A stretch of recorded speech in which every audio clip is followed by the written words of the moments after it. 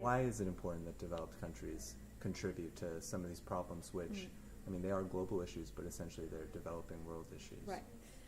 Well, it's a very interesting question because, as you say, often these problems are actually collective public goods or collective action, global collective action problems. So if you're looking at things like climate change, I mean, clearly these are problems that don't only, they may appear at their most extreme in the poorest countries, but they don't stop at borders. So we will feel the effects of them here. Same with things like, if you don't have sustainable markets, you don't have educated and skilled people in countries to create markets for our products, for instance.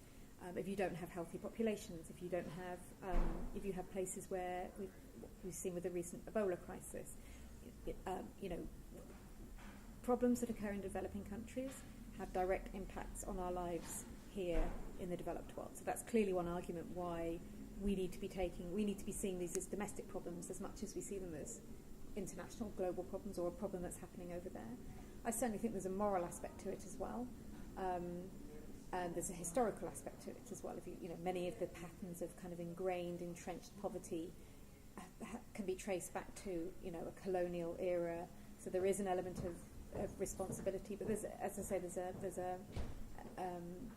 collective moral action we have as well. I mean, plus as European governments have made a political commitment to spending 0.7% of GNI on overseas development aid, for instance. So it's actually a political commitment that's been made.